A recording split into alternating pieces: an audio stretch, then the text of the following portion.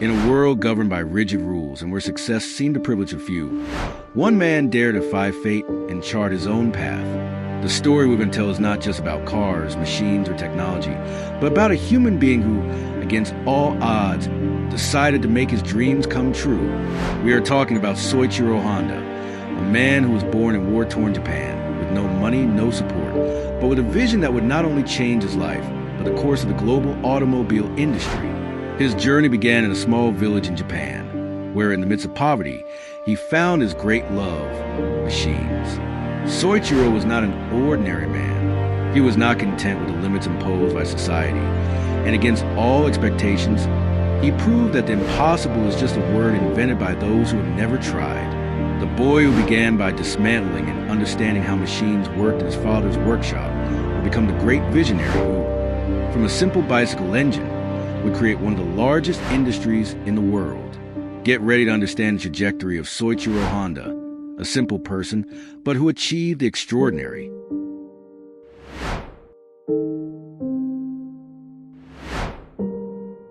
The year was 1906, and Soichiro Honda was born in the small village of Tenryu, Shizuoka, at the foot of the imposing Mount Fuji, into a working-class family. His father, Gahei Honda, was a blacksmith, and his mother, a skilled weaver. Their life was simple and marked by the constant struggle to survive. Soichiro's childhood was marked by poverty, financial instability, and the tragedy of losing 5 of his siblings in infancy. However, despite the hardships, a growing passion for machines grew within him. While other children his age played outdoors, Soichiro found himself fascinated by gears, chains, and anything that moved. At the age of 8, he had an encounter that changed his life. The first car he ever saw, a Ford Model T. For him, this vehicle was not just a machine, but a living creature that defied logic and nature. It was at that moment that his love for everything that involved engines and movement truly began. School, however, was not the environment that sparked his interest. The classes and books seemed far removed from the practical reality he so desired to learn. His true field of study was his father's workshop, where he spent hours dismantling things and understanding how they worked. Soichiro's grades at school were very low, which led him to try to deceive his father by forging his signature, but he ended up being discovered and punished. Even with a severe punishment, the flame of his curiosity and rebellion remained lit, and he continued to dedicate himself to what he loved most, machines.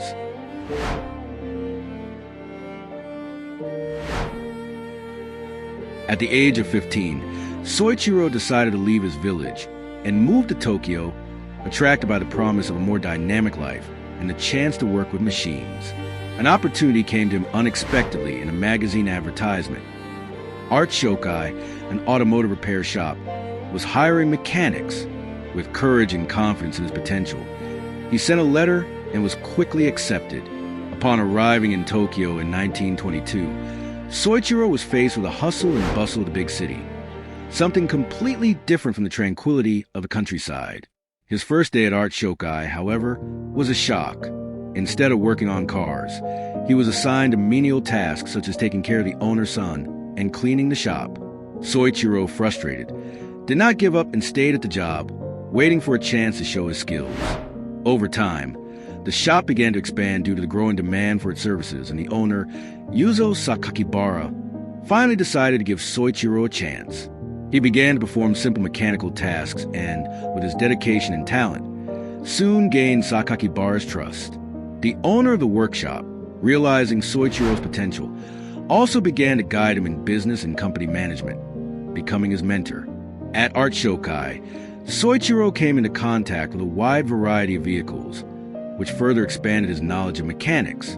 It was also there that he had his first contact with motorsports. In 1923, Sakakibara decided to build racing cars with the help of his employees, including Soichiro. The first model, the Art Daimler, was followed by a more daring one, the Curtiss, which would participate in the 1924 All-Japan Automobile Championship. To everyone's surprise, the Curtiss, with Soichiro as team engineer, won the competition, marking a turning point in the young man's life. It was from that moment on that Soichiro fell in love with motorsport and the tireless search for speed and innovation, a passion that would guide him throughout his life.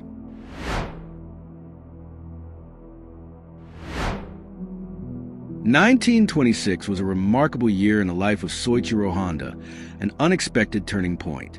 Being called up for compulsory military service seemed like a simple bureaucratic formality, but fate had different plans for him. During his medical examinations, he was diagnosed with color blindness, a condition that made him unfit for the army. For many, this would have been a setback. For Soichiro, however, it was a gift in disguise. The freedom to follow his true passion, the possibility of dedicating himself entirely to machines and speed, without the constraints of military service. And as if fate were indeed smiling on him, in 1928, just 2 years after his military discharge, a new and exciting opportunity arose.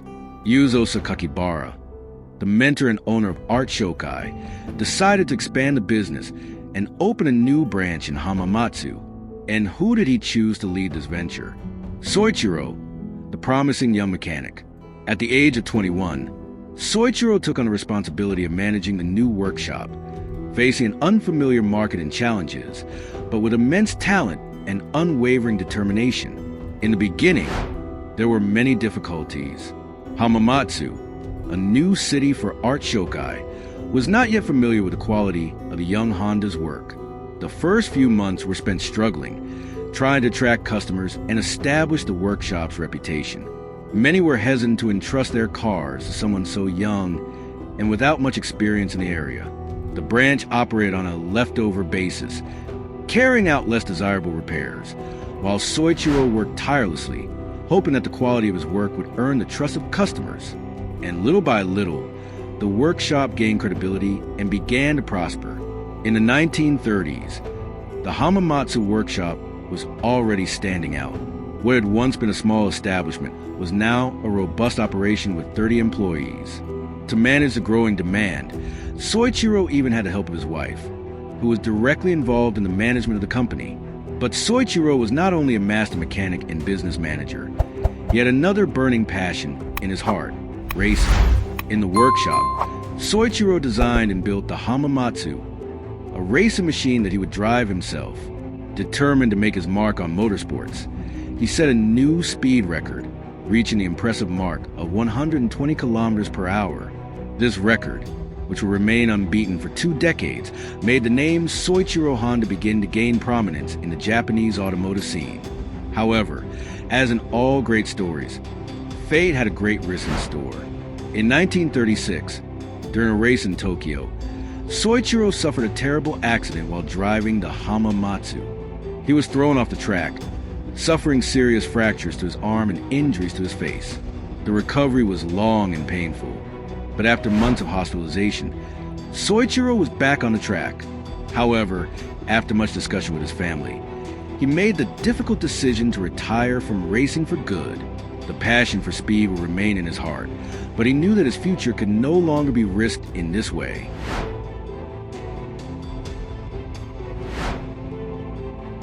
In 1936, after retiring from racing, Soichiro Honda felt that his destiny in the repair shop had been fulfilled.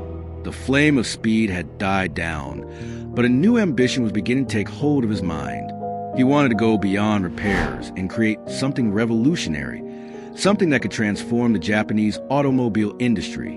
Soichiro wanted to produce automotive parts, especially piston rings. He proposed to the shareholders of Art Shokai that the Hamamatsu branch become a company dedicated to manufacturing automotive parts, but the investors rejected the idea, concerned about the risks involved. Once again, Soichiro found himself facing an obstacle, but his determination was greater than any resistance. So he founded his own company, Tokai Seiki Heavy Industry, inviting his friend Shichiro Kato to be his partner. The new company started out with difficulties.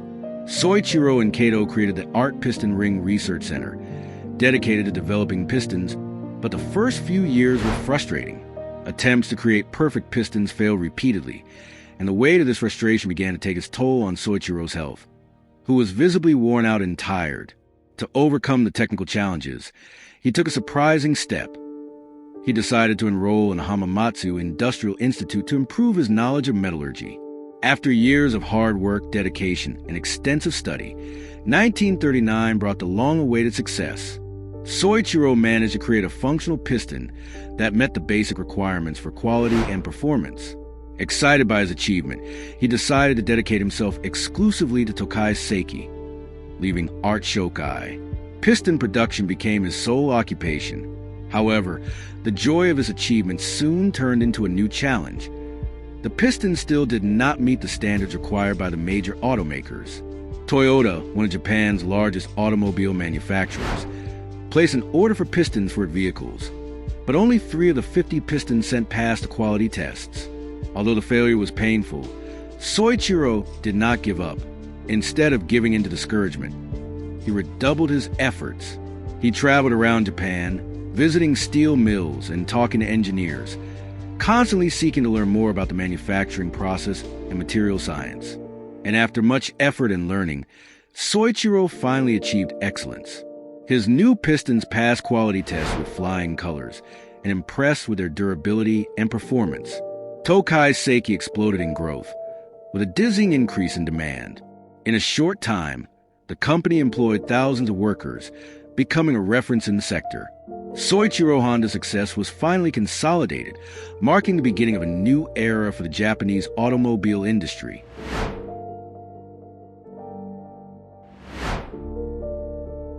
In 1941, Japan was plunged into World War II, and the situation for Soichiro Honda and his company, Tokai Seiki, was drastically changed.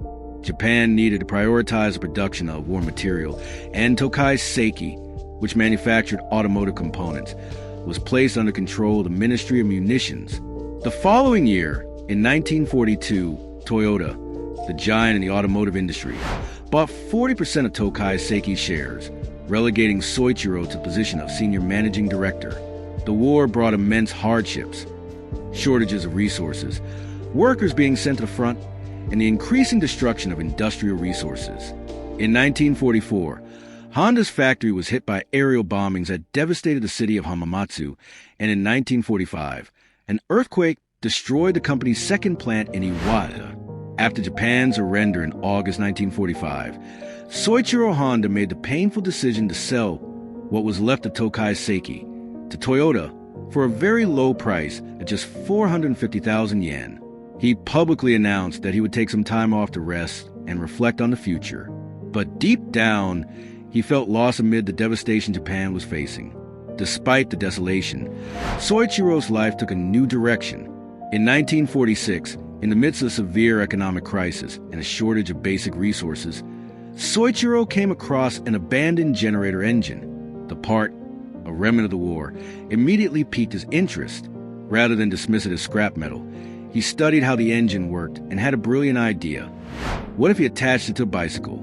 Although the idea of a motorized bicycle was not original, Soichiro saw it as a solution to the transportation problems of war-torn Japan. The need for a cheap and efficient means of transportation led him to found the Honda Technical Research Institute in 1946. With a small team and limited resources, Soichiro's project was simple but revolutionary: to use recycled engines and scrap parts to create motorized bicycles. Success was rapid and surprising. The first Honda bicycles began to circulate on the streets, and demand grew so much that production was limited by the shortage of engines. Determined, Soichiro designed his own engine, the Type A, and began production in 1947. This was the starting point for the creation of the Honda brand.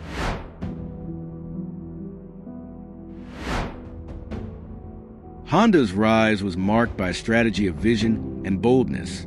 In a bold move, Soichiro wrote an open letter to the 18,000 bicycle shop owners in Japan, inviting them to invest in the Honda Motor Company.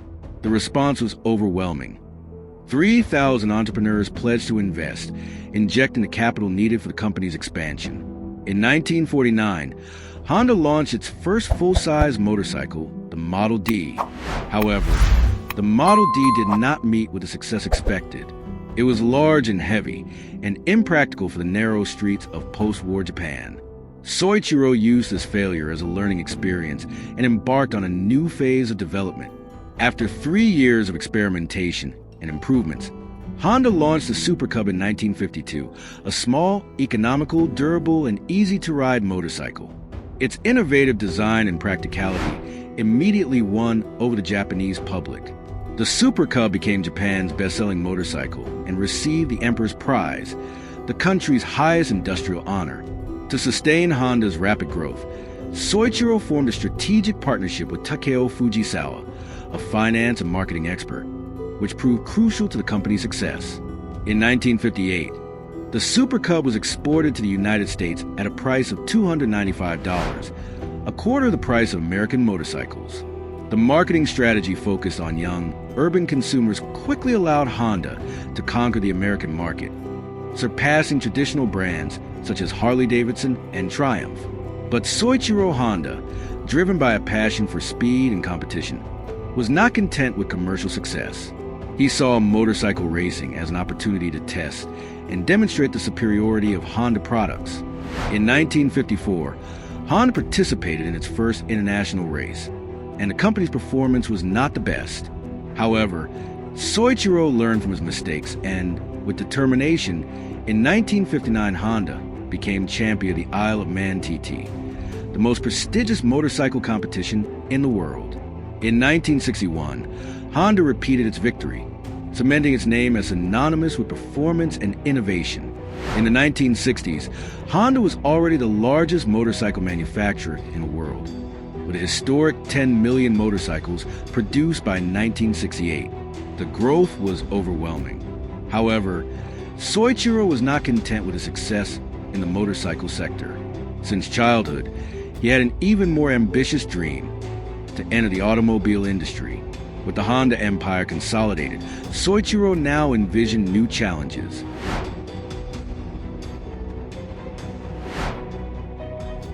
When Soichiro Honda decided to enter the automobile market, he faced enormous skepticism. Many, including people from the Japanese government, tried to dissuade him, pointing out that Japan already had established automakers such as Nissan and Toyota, and that the global market was dominated by American and European giants. The criticism was harsh, and the uncertainties of the venture were great. However, Soichiro remained faithful to his vision and his passion for the automotive industry, ignoring the advice and the discouraging statistics. The dream of creating cars, which he had nurtured since childhood, spoke louder than any obstacle. In 1963, Honda truly entered the world of cars with the launch of the T360 mini truck and the S500 sports car. The T360, despite being efficient and functional, was not a great success, while the S500, an elegant and agile roadster, was very well received by critics and enthusiasts. However, its production was limited to just 1,300 units, making it one of the rarest and most sought-after Hondas in history. Soichiro then applied the same strategy he had used with motorcycles and took Honda cars to competitions, seeing the racetrack as an opportunity to test and improve his models. In 1964, Honda made its Formula One debut with the RA271 at the Belgian Grand Prix. Just 1 year later, in 1965, Honda achieved its first F1 victory at the Mexican Grand Prix with the RA272, a historic feat that demonstrated Soichiro's determination and his team's competence. However, despite the success in racing, Honda was still unable to threaten the major automakers in the passenger car market. Soichiro then decided to temporarily stop participating in competitions to focus on developing a car that would change the course of Honda's history: the Honda Civic. Launched in 1972, the Honda Civic quickly became a global success. This compact, economical, and reliable car saw its popularity further boosted by the oil crisis of the 1970s, which caused consumers to seek more economical vehicles. The Civic became the ideal solution with its low fuel consumption and a technological innovation called CVCC, compound vortex control combustion, which maximized fuel efficiency. In addition, the Civic was one of the first to incorporate a catalytic converter, reducing pollutant emissions, something rare at the time. With the success of the Civic, Honda established itself as a major player in the global market. However, it was with the launch of the Honda Accord, which was initially a compact hatchback but soon gained a more spacious and refined sedan version, that Honda gained an even larger consumer base. The Accord combined the same efficiency and fuel economy as the Civic, but with more comfort and space. The Accord became one of the best-selling sedans in history, cementing Honda as the third largest automaker in Japan in the early 1980s and the third largest in the world by the end of the decade. Soichiro Honda retired in 1973, leaving behind a legacy of innovation, perseverance, and boldness. He passed away in 1991 at the age of 84, recognized as one of the greatest industrialists in Japan and the world. In his memoirs, he reflected humbly on his career, saying that despite his mistakes and failures, he was proud of his achievements, which were the result of his persistence and willingness to learn from his failures. Under his leadership, Honda not only established itself in the automotive sector, but also expanded its activities into other areas, such as executive jets, boat engines, power equipment, and robots. Soichiro Honda's legacy lives on, inspiring entrepreneurs and individuals around the world to pursue their dreams with passion and to believe in their potential.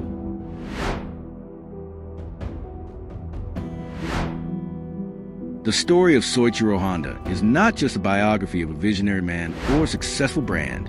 It is a source of inspiration, showing that human potential is limitless when guided by passion, resilience, and the courage to dream big.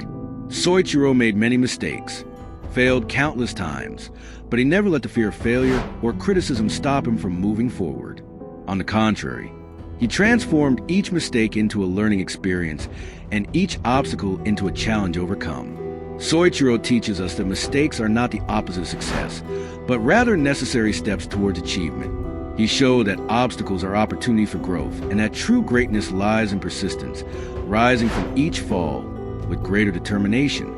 Soichiro Honda's legacy goes beyond the automotive industry. He is a symbol that dreams can become reality when fueled by passion, creativity, and persistence. Just like Soichiro Honda, you too can pursue and achieve your own bold dreams. May his story inspire you to challenge your own limits, to believe in your potential, and to turn your ideas into reality. The world needs your boldness and entrepreneurial spirit. Go ahead and conquer your empire.